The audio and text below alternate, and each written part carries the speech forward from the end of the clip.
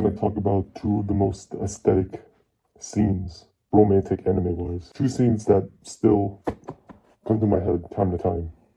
This is like something like when less is more. There's not a big deal about these scenes. No one would remember it, but this is what I remember. So Violet Evergarden, this Gilbert scene, you know, when she said she finally discovered what I love you means. And all of a sudden, we get a flashback of Gilbert looking back and smiling at him with that beautiful music. I can't forget how that melody went. And then, her tears started coming, and Gilbert is just walking away slowly. And then the tears were getting more and more. Freaking Violet, the robot, a robot getting emotional. And then yeah. And as soon as the tears fall, we see the emerald or that jewelry accessory Gilbert gave her because she bought it because it looked like Gilbert's eye color. A couple days ago at work, and that scene just came up in my mind, and already I just felt depressed. That was a really powerful scene. And I didn't even like that. I mean, I didn't properly watch that show. I was just skimming through all that nonsense of other side characters' story that I didn't remember. It was just about Gilbert and Violet. I think Gilbert is his name. I honestly don't remember. Just that part with them. The movie sucked though. I didn't like the movie. I mean, at least we got a conclusion, but yeah, the movie sucked.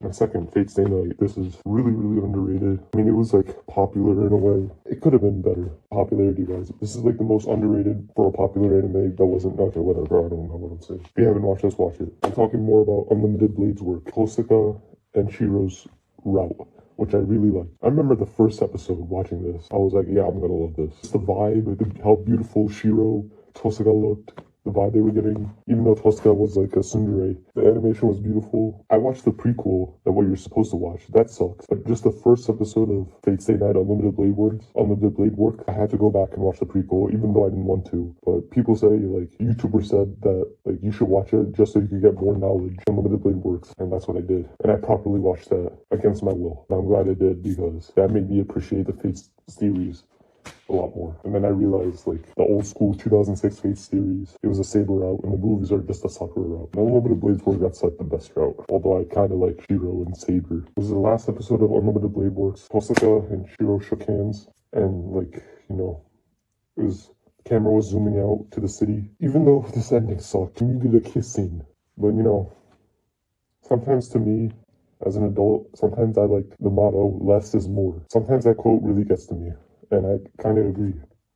Less is more. But it would be nice if that kissing. But yeah, it zooms out to the crowd or the city. The sky is dimming. The beautiful music. It's always the music. Music is important. Yeah, when it was dimming, when it was getting nighttime. I think it kind of suggested that they were, making out or having kids.